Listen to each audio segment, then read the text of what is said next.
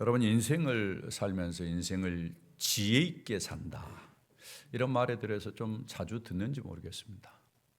인생을 지혜 있게 산다. 여러분이 생각하지 않아도 어떤 면에서는 인생을 살면서 그런 생각들을 아마 해보실 거예요. 사람들을 보면서 저 사람 참 지혜롭다. 저 사람 인생을 사는데 참 지혜 있게 인생을 사는구나. 이렇게 여겨지는 사람들이 있을 겁니다. 반대로 한편으로는 저 사람은 어떻게 저렇게 사나? 어떻게 저렇게 지혜가 없나? 어떻게 저렇게 어리석나? 이렇게 생각이 드는 분들도 아마 있으리라고 여겨집니다. 여러분, 그런 사람들을 볼 때마다 어떤 생각이 드세요? 건강한 사고를 가진 사람이라면 이런 생각이 들 거예요. 그래, 나는 저렇게 살지 않아야지. 나는 저렇게 말하거나 저런 식으로는 행동하지 않아야 되지. 내가 좀 더 지혜로운 인생을 살아야지. 아마 그런 마음들 가져보리라고 그렇게 생각합니다. 그럼에도 불구하고 많은 분들이 지혜로운 삶을 향해서 나아가지 못합니다. 다른 사람을 바라보면서 평가하고 비판을 함에도 불구하고 나는 지혜롭게 살기 위해서 노력하지 않는 거죠. 사람이 지혜로운 삶을 동경하고 좋아한다면 지혜로운 삶을 살기 위해서 노력을 해야 되잖아요. 애를 써야 되잖아요. 내가 힘써야 되잖아요. 저는 크리스천의 삶에 있어서는 더욱더 그렇다고 생각합니다. 왜냐하면 크리스천들은 이 세상에 가장 지혜로운 것을 가졌기 때문에 그렇습니다. 우리가 믿는 하나님이 지혜롭고 하나님이 우리에게 남겨주신 하나님의 말씀이 지혜의 보고입니다. 하나님을 섬기면서 하나님과 대면하면서 하나님의 음성을 듣고 하나님의 말씀을 통해서 하나님을 알아가고 하나님이 주시는 지혜가 있음에도 불구하고 지혜를 얻지 못하고 지혜로운 인생을 살지 못한다면 참으로 어리석은 것이 아닌가 라는 생각을 해보게 됩니다. 크리스천은 지혜로운 삶을 살아가기 위해서 행동하기를 힘써야 됩니다. 많은 사람들이 나는 그렇게 하지 않아야 되지, 생각은 하는데 자기도 나중에 보면 똑같이 하는 경우들이 있습니다. 크리스천임에도 불구하고 크리스천은 생각하는 사람이 아닙니다. 크리스천은 행동하는 사람입니다. 그래서 교회의 모든 것의 방향은 행동으로 맞춰져 있습니다. 생각하지만 행동하지 않는다면 아무런 의미가 없는 거죠. 기독교 교육이 일반 교육과 다른 부분이 있던 바로 이런 것입니다. 기독교 교육은 정보를 전하고 지식을 전하는 끝나지 않죠. 그 사람이 삶이 바뀌도록 도와주는 것이 기독교 교육이에요. 그래서 여러분이 교회에서 무슨 말씀을 들을 때는 내 행동이 어떻게 바뀌어야 될까를 늘 생각해야 됩니다. 제가 늘 이야기하지만 지식의 유희가 돼서는 안 됩니다. 정보의 유희가 돼서는 안 돼요. 그걸 즐기는 것으로 끝나면 안 돼요. 행동이 바뀌어져야 돼요. 크리스천에게 있어서 지혜롭게 인생을 사는 것이 무엇일까? 오늘 성경은 이 땅을 사는 크리스천이 지혜롭게 사는 삶의 행위들에 대해서 이야기를 하고 있습니다. 오늘 성경에 등장하는 도시는 에베소라는 도시입니다. 여러분 혹시 에베소라는 지역에 가보신 적이 있는지요? 여러분 에베소를 가봐도 지금도 이렇게 멋있는 도시가 있었나 할 정도로 감탄할 정도로 모든 것이 갖춰져 있는 도시가 에베소입니다. 오늘날로 이야기한다면 뉴욕과 버금간다 그렇게 이야기할 수 있죠. 경제, 문화, 사회 모든 부분에 있어서 탁월합니다.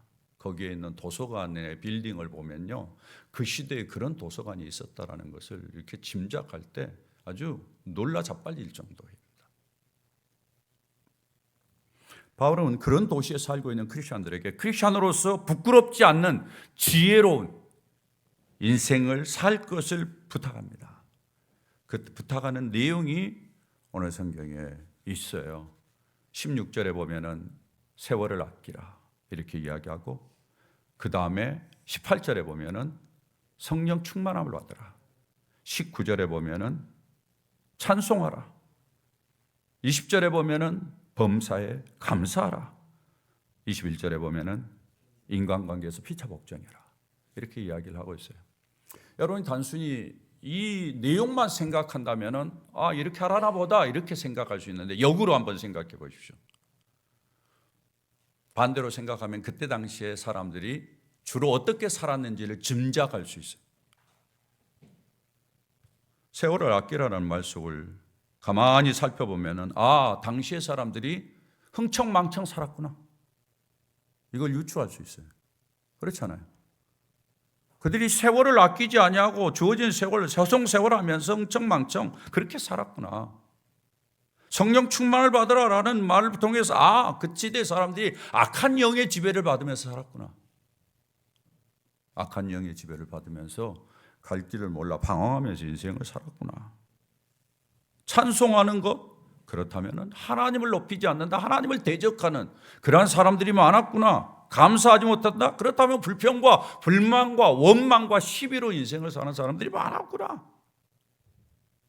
피차복종하라는 것을 보면서 사람들이 진짜 교만했나 보다. 서로 높아지려고 그러고 서로 잘났다고 그러고. 여러분, 이 내용들을 보면서 어떻게 느껴지세요?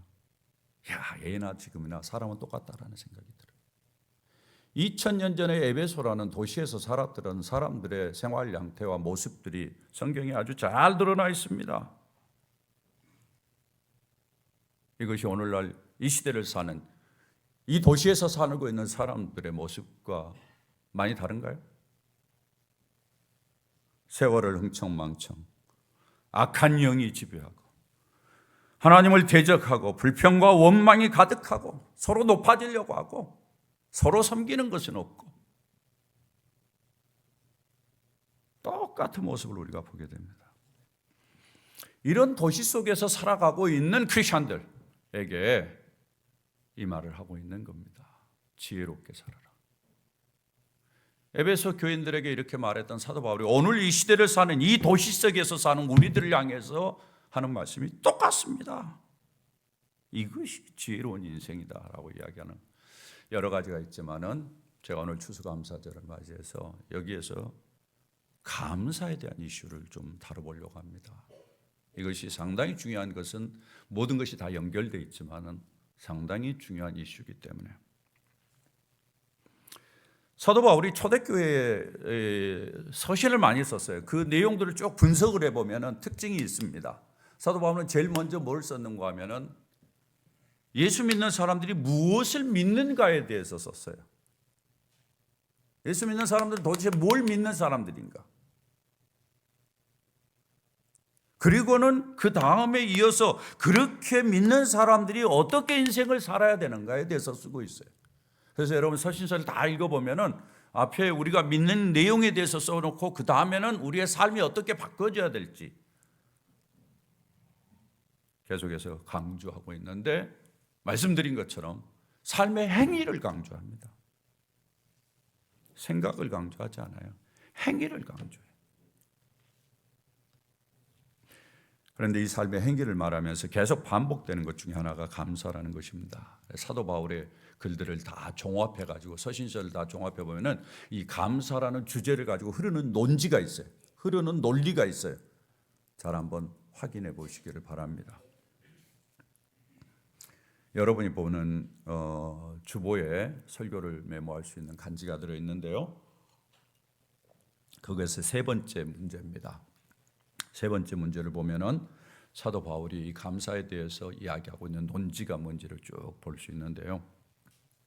첫 번째 뭐라고 이야기합니까? 인간은 본래 감사할 줄 모른다. 사도 바울이 제일 먼저 지적하는 건 뭔가 하면 인간은 감사할 줄 모른다. 로마서 1장 21절에 보면은 이렇게 이야기를 하고 있습니다. 우리 다 같이 한번 읽어볼까요? 시작. 하나님을 알되 하나님을 영화롭게도 아니하며 감사하지도 아니하고 오히려 그 생각이 허망하여지며 미련한 마음이 어두워졌나니. 하나님께 감사하지 않는다는, 감사할 줄 모른다라는, 그러니까 뭐예요? 나중에 허망하고 생각이 어두워진다, 이렇게 이야기를 하고 있어요. 하나님께 감사할 줄 모르면 생각이 어두워집니다. 하나님에 대해서 감사할 줄 모르니까 인간 세상에서도 감사할 줄 모르죠. 이것이 인간의 본래 모습이에요. 여러분 어떻게 생각하세요? 하나님에 대해서 감사할 수 없는 사람은 인간에 대해서 감사를 못합니다. 얼마 전 저희 딸이 어떤 사람의 글을 하나를 보내왔어요. 한 40대 부부를 보면서 쓴 글이에요. 한번 들어보세요. 우리가 아는 한 가족이 있다. 학교에 다니는 아이들을 둔 40대 부부인데 여전히 부모님께 경제적으로 크게 의존하고 있다. 가장 안타까운 점은 이 부부가 부모님께 고마워하지도 않는다는 것이다. 옆에서 같이 살면서 느낀 거죠.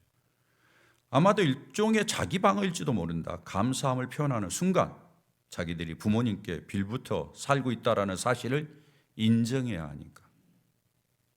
그래서 대신 부모님이 작은 일들, 예를 들어 온라인 예약 같은 것에 자신들을 의존하게 만들고는 부모님이 자기들 없이는 아무것도 못한다고 주장한다. 그들의 부모님 부자이지만 자수성가하신 분들이다. 하지만 이 부분에서는 자수성가라는 말을 떠올리기 어렵다. 나에게는 이 부분은 세상에 두 부류의 사람이 있다라는 사실을 상기시켜준다. 하나는 무에서 유를 만들어내는 사람들, 다른 하나는 남에게 의존하면서 정작 자신이 기대고 있는 사람을 헐뜯는 사람들, 감사할 줄 모르는 사람들이다. 감사하지 않는 한 40대 부부의 모습을 보면서 그 옆에 있는 사람들이 보고 쓴 글을 우리 딸이 보내왔어요. 이 땅에 많은 사람들이 감사할 줄 모른다는 거예요. 아무것도 없이 뭔가를 만들어낸 사람들에 대해서는 존중하고 귀중히 여기며 감사할 줄 알아야 되는데 그렇지 않는다라는 거예요. 모든 사람이 다 그런 건 아니지만은 제가 봤을 때 깊이 음미해 볼 만한 부분이다라는 생각이 들어요. 많은 사람들이 이렇게 감사를 몰라요. 자기의 존재, 자기의 환경, 상황 어떻게 보면 다 그냥 주어진 것으로 생각해.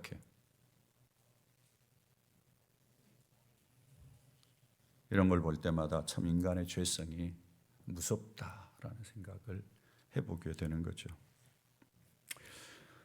사도 바울이 논지를 보면은 제일 먼저 이야기하는 것은 사람은 감사할 줄 모른다. 이걸 지적해요. 그 다음에 그가 이야기하는 것은 뭔가 하면 두 번째로 예수님을 통해서만 뭐가 가능하다? 감사가 가능하다. 이야기를 하고 있어요. 바로 예수님을 통해서 받은 은혜가 있을 때 사람이 감사할 줄 아는 사람으로 바뀐다라는 거예요. 로마서 1장 16절을 보시면 이렇게 이야기합니다. 하나님께 감사하리로다. 너희가 본래 죄의 종이더니 너에게 전하여 준 바 교훈의 본을 마음으로 순종하. 여기에 마지막 부분에 너희에게 전하여 준 바 교훈의 본. 이게 누굴 가리키는 거 아니에요? 예수님을 가리켜요. 예수님에게 순종할 때 하나님께 감사하는 것을 배우는 거예요. 예수님을 알지 못하면 감사하기 어렵다는 거예요. 로마서 7장 25절입니다. 자료에는 28절로 되어 있는데 25절로 여러분이 표기를 좀 바꿨으면 좋겠습니다. 다 같이 한번 읽어볼까요? 시작.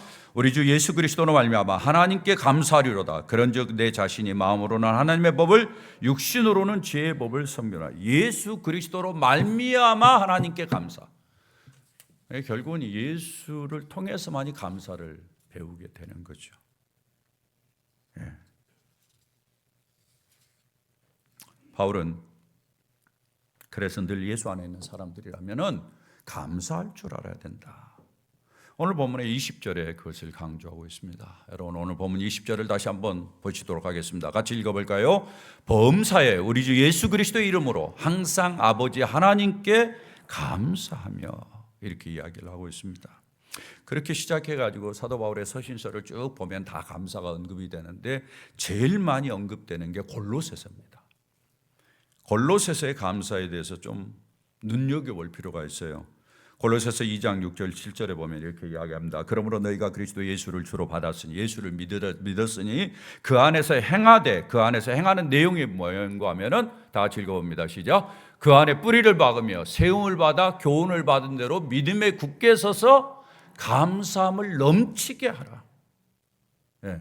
예수 믿게 되었으니 너희가 그 교훈을 받았으면은 감사함이 넘쳐야 된다라는 이야기예요. 그러니까 감사함이 넘치는 것이 크리스찬의 삶의 결론이라는 이야기예요. 그 다음에 골로새 3장 15절 17절에 보면 이렇게 이야기합니다. 그리스도의 평강이 너희 마음을 주장하게 하라. 너희는 평강을 위하여 한 몸으로 부르심을 받았느니 너희는 또한 감사하는 자가 되라.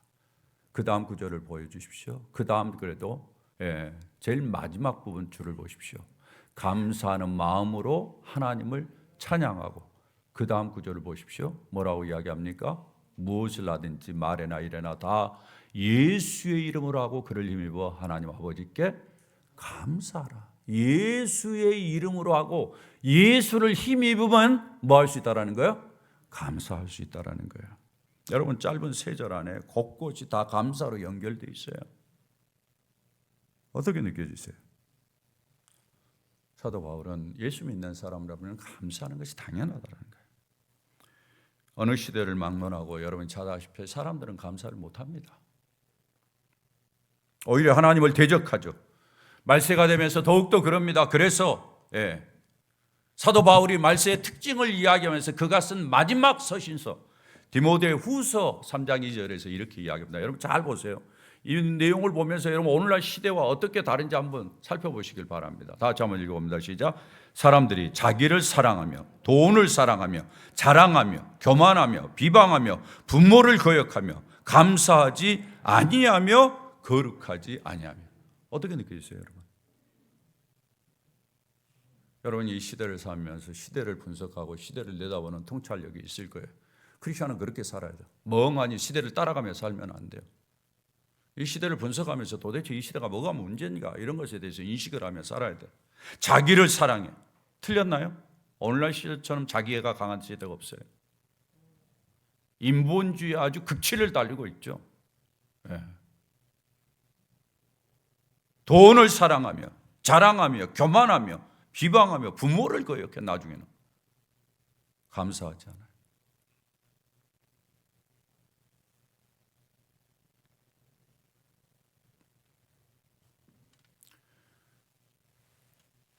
이런 시대를 살아가고 있는 크리스천들에게 사도 바울이 감사를 다시 회복시키는 거예요. 크리스천만 감사할 수 있다는 것입니다.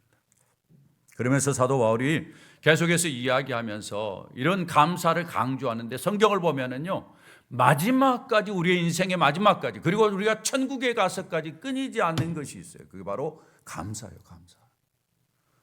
여러분들이 계시록 4장에 보면은 천국의 모습을 그려놓은 것이 있습니다. 4장 9절에 보면은 그 생물들이 보좌에 앉으사 세세토록 살아계시는 이에게 영광과 존귀와 감사를 돌릴 때, 천국에서 감사를 돌린다라고 이야기해요. 그 다음에 7장 12절에 보면은 뭐라고 이야기합니까? 다 같이 읽어볼까요? 시작. 이르되 아멘. 찬송과 영광과 지혜와 감사와 존귀와 권능과 힘이 우리 하나님께 세세토록 있을지어다. 영광과 존귀, 감사, 이것은 영원히 계속된다는 거예요. 하나님 나라에까지 가서도. 여러분, 감사는 선택이 아닙니다. 크리스천의 가장 중요한 핵심 덕목이에요. 여러분, 성경을 보면서 그런 생각이 들 거예요. 왜 하나님이 이렇게 감사하라고 그럴까? 하나님이 자기만 높임을 받기 위해서, 자기만 칭송을 받기 위해서 이렇게 감사하라고 그럴까? 여러분, 어떨 땐 짜증내는 사람도 있을 거예요. 여러분 잘 분석해 보시면은, 생각해 보시면은 이 감사하는 것이 얼마나 우리 자신을 위해서 중요한가, 이 이야기를 하고 있는 거예요. 그것은 이 감사가 가지고 있는 특징이 있기 때문에 그렇습니다. 감사가 가지고 있는 특징을 이야기할 때 여러 가지 중에서 한 가지를 먼저 이야기한다면은 하나님을 인정하고 높이는 삶이 가능한 거예요. 감사는 하나님을 인정하지 않으면 감사가 안 됩니다.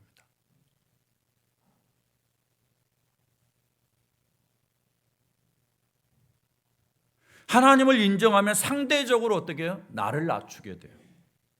하나님을 인정하고 나를 낮추면은 하나님은 높아지고 나는 더 겸손해지는 거예요. 이게 인생의 지혜의 비밀입니다. 맞습니까? 별로 동의를 안 하세요? 자기가 높아지고 내가 잘났다고 난 막 자랑하고 나 이렇게 했다 막 자랑해야 높아져요? 그게 지혜입니까? 저는 그렇게 생각하지 않습니다. 이게 지혜입니다. 하나님을 높이고 자기를 낮추는 것이 지혜.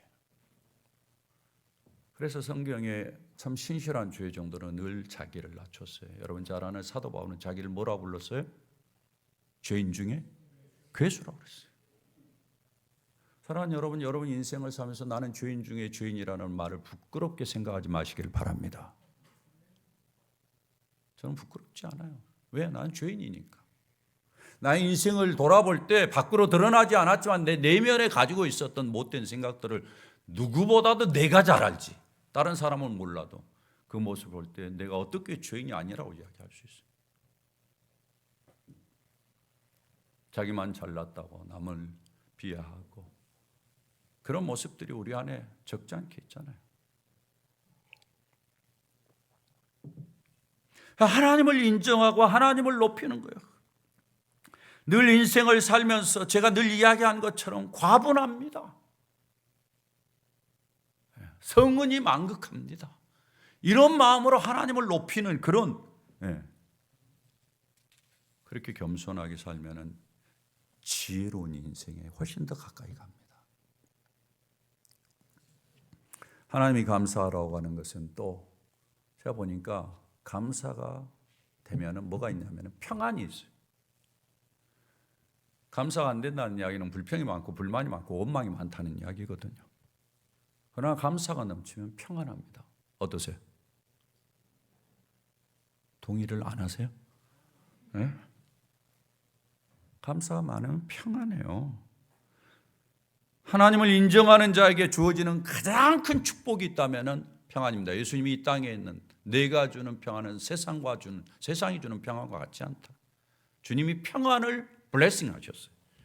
예수 믿는 자에게 평안이 얼마나 소중한 축복인지 몰라요. 여러분 어때요? 그렇게 느끼세요? 네, 그럼요. 예수 믿으면 평안합니다. 왜?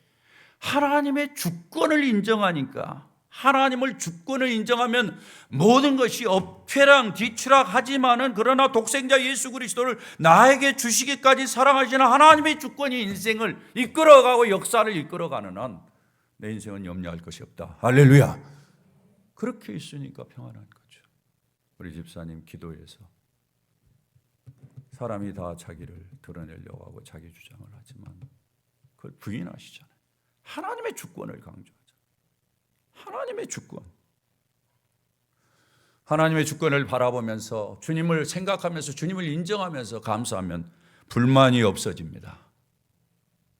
불평을 줄일 수 있어요. 맞아요, 틀려요? 여러분 이 건물 들어올 때 현관에 저희 교회에서 붙여놓은 플랜카드가 하나 있어요. 뭐라고 써 있는지 아세요? 네? 불평을 줄이고 하나님을 인정하는. 여러분 좀 다니면서 읽으시기도 하셔야지. 그런 것도 좀 읽으세요. 그건 사실은 여기에다는 수많은 보편적인 사람들이 읽도록 그렇게 한 거예요. 하나님 읽어보면 생각하도록. 가정의 행복을 이야기하면서 불평이 많으면 가정이 행복해지겠습니까? 가정의 축복들을 저희들이 빌어주면서 불평을 줄여야죠. 그런데 불평은 줄여지지 않아요. 인간의 힘으로는 안 돼요. 예수 믿는 사람들에게 감사가 넓혀날 때 불평을 줄일 수 있어요. 또 감사는 삶의 여유를 줍니다. 감사를 많이 하면 덤벙대지 않아요. 매사에 차분하게 생각합니다. 왜냐하면 위기가 있을 때 감사할 줄 모르는 사람 그 위기에 빨리빨리 대처한다고 생각하면 막 덤벙대요. 그러나 위기를 닥칠 때 감사할 줄 아는 사람은 이 위기를 통해서 하나님이 계획하시는 뭔가 하나님은 뭘 원하시나라고 생각해. 그래서 덤벙대지 않아요. 그래서 실수를 줄여요. 대부분의 많은 사람들의 문제는 욕망과 욕심, 욕구 이런 것에 의해서 움직여요. 이기적인 마음에 따라서 움직여요. 그러나 감사하는 사람은 그걸 누리더래요. 누그러뜨려요. 그래서 생각을 하니까 실수가 줄어들어요. 제가 보니까 감사가 넘치는 사람은 일반적으로 생각이 균형을 잡습니다. 제가 봤을 때는 너무너무 큰 축복이라고 생각해요. 또 감사가 주는 유익이 감사가 있으면 너무 지나치게 사람이 부정적이지 않아요. 부정적인 것을 이길 수 있는 것이 감사합니다. 사람은 부정적인 경향이 있습니다. 맞습니까? 좋은 면을 보기보다는 안 좋은 부분을 보기를 더 좋아하죠. 맞아요? 칭찬하기보다는 비판하는 걸 더 좋아하죠. 맞습니까? 네. 그렇잖아요, 사람들이. 우리 자신들이 그렇잖아요. 네. 이거 뭐 감출 필요 없잖아요. 솔직한 이야기로. 다 그런 거잖아요. 그러나 감사가 있으면은 부정적인 것보다는 긍정적인 것들을 보게 됩니다. 긍정의 마음을 갖게 되죠. 그러다 보니까 상황과 여건이 어찌하든지 부정적으로 보기보다는 그 가운데서 또 다른 긍정을 보고 하나님이 하실 기대를 보면서 진취적이고 도전적이 됩니다. 그래서 더 많은 삶의 열매를 거둘 수 있는 거예요. 할렐루야. 여러분, 저는 여러분 예수 믿으면서 그냥 이런 경험을 했으면 좋겠어요. 예수 믿으면서 그냥 교회 와 있는 것으로 만족하지 마세요, 제발. 여러분의 삶 속에서 믿음 안에서 하나님 앞에 감사하고 하나님이 주시는 긍정을 보면서 여러분의 삶이 상황이 어떠하든지 간에 그것을 뛰어넘는 인생을 살아가는 축복이 있기를 주의 이름으로 축원합니다. 제발 좀 그랬으면 좋겠어요. 또 감사가 있으면요, 그냥 마냥 긍정적이지만은 않아요. 마냥 긍정적인 사람은 어려워도 평안하다, 잘 된다, 걱정하지 말라, 아무것도 안 해도 될 것이다, 이렇게 우리를 속여요. 저는 속인다고 생각합니다. 그러나 진정한 감사를 아는 사람은 그런 속임에 넘어가지 않습니다. 그런 속임은 우리를 실수하게 만들죠. 어려워도 힘들어도 그냥 그래, 하나님이 이끌어 주실 것이다, 감사하다라고 생각하면서 또다시 하나님의 인도를 받으면서 뭔가 돌파구를 마련하려고 애를 쓰는 이러한 모습을 보이게 되죠. 사랑하는 여러분, 여러분이 감사를 하면서 여러분이 이 감사가 진짜 내 삶에 어떤 영향을 미치는지를 한번 체크해 보시길 바랍니다. 감사의 삶으로 내 삶이 얼마나 바뀌는지 변하는지를 한번 보세요. 예. 여러분, 우리 주변에 많은 삶의 조언들이 있어요. 특별히 자기계발서들이 많이 있죠. 이 자기계발서를 쓰는 사람들, 여러분도 한번 자기계발서들 한 번, 두 번 정도는 다 읽어보셨으리라 생각하는데 그 내용들을 보면은 전부 다 거의 대부분 감사가 들어가 있어요. 그 사람이 크리스찬인지 아닌지 몰라요. 그러나 자기계발서의 내용에는 감사하는 것이 중요하다라는 것이 꼭 들어있어요. 여러분 한번 생각해 보세요. 그 사람들이 감사라는 주제를 어디서 가져왔을 것 같아요? 그 사람들 어디서 배워가지고 글을 썼을까요? 대부분의 그런 글들이 미국에서 나온 거죠. 그러나 여러분 아시다시피 미국의 배경이 전부 다 종교적인 배경, 기독교적인 배경을 가지고 있기 때문에 그 안에서 경험하고 그 안에서 느낀 것을 거기에 담는 거예요.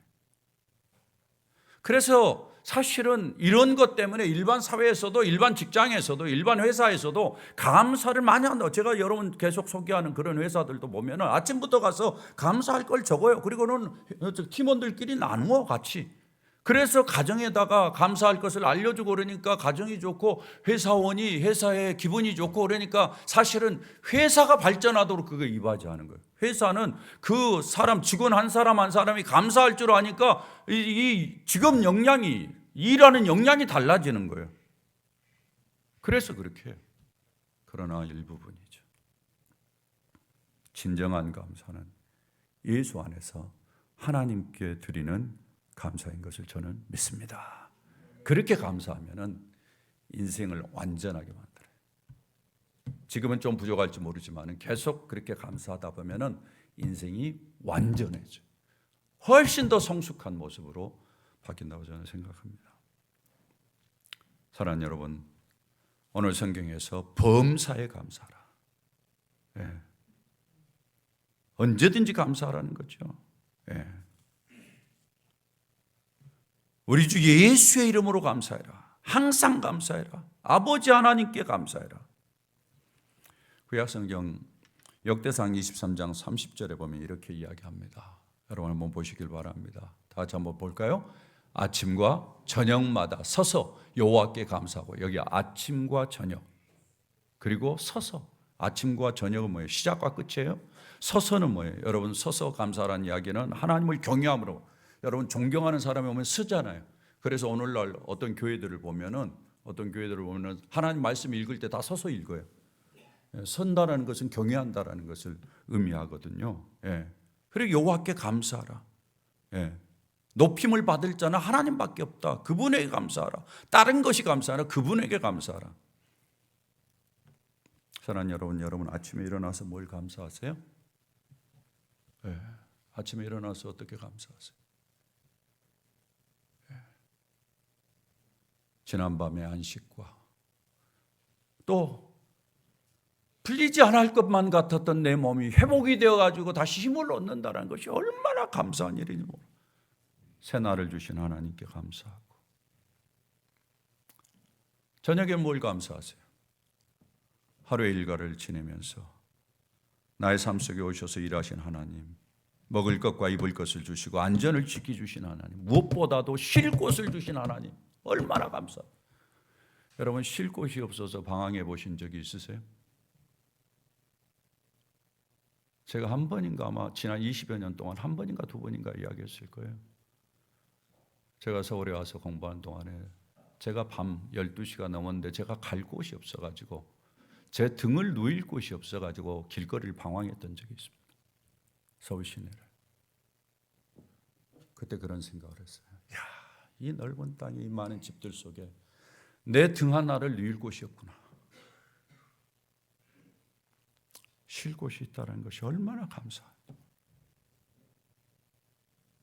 생각하면 생각할수록 감사한 거죠.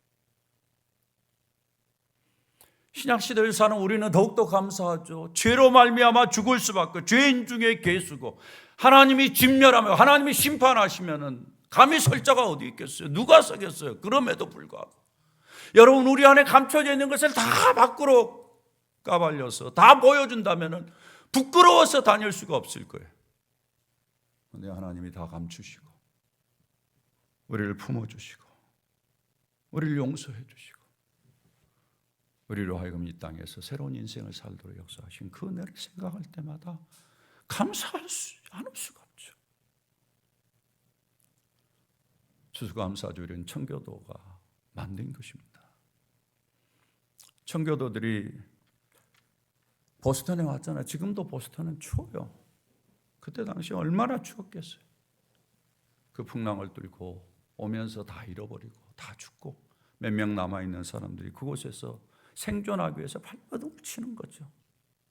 1년이라는 세월을 지났는데 거기에는 태풍도 있고 재해도 있고 추위도 있고 뜨거움도 있고 맹수의 공격도 있고 원주민의 공격도 있고 수많은 어려움들이 있는데 그 가운데서 그들이 추수를 한 거예요. 1년을 돌이켜볼 때 과정 하나님의 도우심이 없었으면 없었다, 불가능했다라고 생각하고 그들이 추수를 인해서 감사하는 것이 추수감사지. 사랑하는 여러분, 올 한 해도 돌이켜보면 얼마나 감사할 것이 많습니까? 여러분 개인을 한번 돌아보세요. 여러분 개인 생활을 보세요. 감사할 것이 많잖아요. 예? 여러분의 개인의 삶 속에서 한번 찾아보세요. 건강한 신체 활동을 할 수 있다는 게 얼마나 감사한지. 저는 새벽에 신음하고 기도하는 그 목사님을 볼 때마다 제 마음속에 애절해. 내가 말할 수 있다는 것이 얼마나 감사한지. 저는 우리 아론이나 중호를 볼 때마다 제 마음속에 애절한 마음이 있습니다. 그 어린 것들이 뭘 알겠어요. 그러면서도 그 가운데서도 은혜를 주신 하나님께 감사하고, 나의 직장 생활, 사업 돌아보세요. 감사할 것이 얼마나 많습니까? 가정을 인해서도 감사할 것이 얼마나 많아요. 남편을 인해서 감사하고, 아내를 인해서 감사하고, 자녀를 인해서 감사하고, 여러분 직장과 사업을 인해서도 그냥 내가 노력해서 자연적으로 이루어진 어떤 조직이 만들어요. 여러분 그렇지 않아요. 제가 늘 이야기하잖아요. 아무리 잘해도 1%의 하나님의 은혜가 없이는 안 되는 거예요. 이게 감사할 게 얼마나 많아요. 교회라는 공동체를 인해서도 얼마나 감사합니까? 내가 힘들 때 같이 있어주는 성도들이 있다라는 것이 감사하고, 내가 어려울 때 같이 기도해주는 성도들이 있다라는 것이 얼마나 감사하고, 저는 지난 1년 동안을 보면서 참 하나님 앞에 감사하는 것이 우리 교인들의 얼굴을 보면서 내가 너무너무 감사해요. 제가 늘 가끔 그런 이야기 하죠. 저는 여러분의 얼굴을 보면서 여러분의 일주일의 삶을 읽는다고 제가 몇 번 이야기했을 거예요. 저는 제가 저기서 인사하면서 여러분 얼굴 대충 보지 않습니다. 여러분의 태도 대충 제가 읽지 않아요. 여러분의 손놀림, 악수 하나 하는 거 제가 대충 하지 않아요. 제가 여러분 그 모습을 통해서 여러분의 일주일의 삶을 읽어요.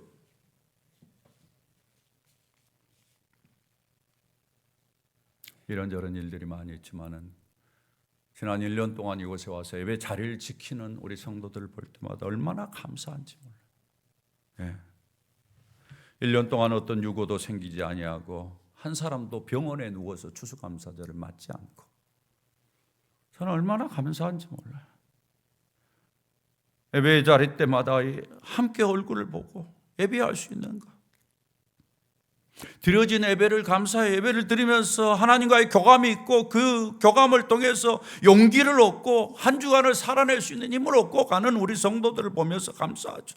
말씀을 인해서 감사해요. 때마다 필요한 말씀을 주시고 삶의 변화를 주시고 용기와 힘도 주시고 기도도 감사해요. 새벽마다 또 꼬람되어 기도하면 기도, 이 부분에 대해서 아우성치고 발버둥치며 주님 앞에 부탁하고 울부짖는 우리 성도들을 볼 때마다 감사해요. 네. 찬양을 인해서도 얼마나 감사한지 몰라요. 저는 제 자신을 보면서도 참 하나님 앞에 이번 올 한 해는 진짜 지난 몇 년 동안 제 마음속에 있는 감사가 있었어요. 그게 뭔가 하면은 지난 1년 동안 제가 많이 지쳐 있었어요. 곤고했습니다. 예. 여러분 별로 못 느끼셨죠? 예. 그러지 않도록 노력하는 게 또 목사예요. 여러분 느꼈다면 큰일 나지, 목사는. 예. 실제로는 좀 힘들었어요. 마음보다는 제가 좀 많이 소진됐다, 이렇게 이제 이야기를 할 수 있는데 많이 회복이 됐어요. 하나님이 저에게 새로운 힘을 많이 주셨어요. 그리고 제게 놀라운 은혜 중에 하나는 뭔가 하면, 제가 볼 때도 놀라운 건데, 말씀을 볼 때마다 새로운 통찰력을 주세요. 예전에 제가 맛보지 못했던, 깨닫지 못하는 깨달음들을 자꾸 주세요. 자꾸. 그게 저에게는 얼마나 큰 감격이에요. 그래서 지난 한 2, 3년 동안 제가 설교한 내용들을 보면은 설교의 주제가 이건 진짜 놀랍다 할 정도로 제게 감동이 되는 게 많아요. 감격이 되는 게. 여러분 별로 변화를 모르셨어요? 예? 예. 여러분 너무 많이 들어서 당연한 것처럼 그런 얘기 느끼는지 모르겠는데, 저는 제가 설교를 하면서도 제가 감동. 예. 특별히 새벽에는 더욱더 그랬습니다. 얼마나 감사한지 몰라요. 사랑하는 여러분, 추수감사주일은 1년을 모아서 감사하는 거예요. 우리가 매주일 감사를 표현하죠. 왜? 그 짧은 일주일 기간 동안 하나님이 주신 은혜가 있을 때는 감사를 표해. 근데 1년이라는 세월은요, 적지 않은 세월입니다. 1년은 너무 많은 변화가 있는데, 이게 1년을 감사한다는 게 쉬운 일이 아니에요. 1년 안에 얼마나 많은 위기가 있었습니까? 얼마나 많은 위험이 있었습니까? 얼마나 많은 고통이 있었습니까? 얼마나 많은 변수가 있었어요. 그런 가운데서도 여기까지 올 수 있다는 것이 아무리 강조해도 그 감사를 소홀히 할 수가 없다. 저는 그렇게 생각을 합니다. 맞습니까? 1년의 그 많은 세월 동안 나를 지켜주신 하나님, 자녀들을 지켜주신 하나님, 내 삶의 주변을 지켜주신 하나님, 하나만 삐끗하게 했어도 무슨 사고가 있었을지, 하나만 삐끗하게 했어도 어떤 위험한 일이 내게 닥쳤을지 모르는 거죠. 제가 우리 꼬람대교 기도회 때 우리 성도들에게 이야기했어요. 기도할 때 너무 달라고만 하지 마라. 이제 기도를 한다면 늘 달라고만 기도하는데, 우리 기도하면서 하나님이 주신 것에 대해서 좀 감사도 하자. 사실은 성경에 나타난 많은 기도가 감사 기도가 많거든요. 사랑하는 여러분의 생애 동안 이런 감사의 기도가 더 많아지기를 주의 이름으로 축원합니다. 우리 교회 플랜카드 여러분 좀 보셨어요? 한번 같이 읽어볼까요? 같이 읽어봅니다. 시작. 넘치는 감사, 더욱 넘치는 축복. 의미를 씹어 보셨어요? 좀 생각해 보셨어요? 네. 넘치는 감사, 더욱 넘치는 축복. 사랑하는 여러분, 저희 기도가 있습니다. 하나님 우리 성도들에게 감사가 넘치게 해 주십시오. 여러분에게 감사가 더욱더 넘치기를 주의 이름으로 부탁을 드립니다. 여러분 말로 감사를 표현하십시오. 가분하다고 표현하십시오. 놀랍다고 표현하십시오. 여러분의 행위로 감사한 것만큼 행위로 좀 보이십시오. 감사함을 드러내세요. 여러분 자식들이 감사하다라는 것을 말로 표현하지 않고 행위로 표현하지 않은 것에 대해서 서운하셨죠? 아니에요? 많이 서운하시죠? 제가 봤을 때 하나님도 똑같아요. 하나님에게 서운하지 않게 말로, 행위로, 물질로 감사를 마음껏 하나님 앞에 죄송하지 않도록. 제가 목사로서 하나 다짐하는 게 있어요. 제가 신앙생활 같이 하면서 저도 성도잖아요. 그러면 제가 다짐하는 게 있습니다. 내가 우리 성도들과 같은 11조는 못할 것이다 생각해요. 왜냐하면 목사의 사례가 제한되어 있으니까. 그러나 제가 하나님 앞에서 기도하면서 다짐하는 게 하나 있습니다. 내가 11조는 우리 성도보다 많이 못해도 감사헌금은 많이 하게 해주십시오. 왜 아멘들 안 하세요? 목사가 감사 많이 하면 안 돼요? 그래서 1년 12달 딱 정리했을 때 감사헌금 제일 많이 드리는 사람 목사, 담임 목사. 이렇게 됐으면 좋겠어요. 제 마음속에 늘 그런 마음이에요. 사랑하는 여러분, 우리 크리스천들의 장점 뭔가 하면 성경을 보면서 성경이 늘 달리 보인다라는 것입니다. 성경이 늘 새롭게 보인다라는 거예요. 똑같은 감사절을 맞아도 새롭게 보여요. 지난해의 감사와 올해의 감사가 그래서 달라지는 겁니다. 머물러 있다면 여러분 신앙생활 제대로 못하는 것입니다. 성경을 보면서 늘 새롭게 볼 수 있기를 주의 이름으로 축원합니다. 올해의 감사가 작년의 감사보다는 훨씬 더 퀄리티 있고 훨씬 더 풍성한 감사가 되기를 주의 이름으로 축원합니다. 사랑하는 여러분, 지혜 있는 자로 사십시오. 지혜 있는 자, 어리석은 자로 살지 마시고 그 가장 중요한 행동 지침이 감사합니다.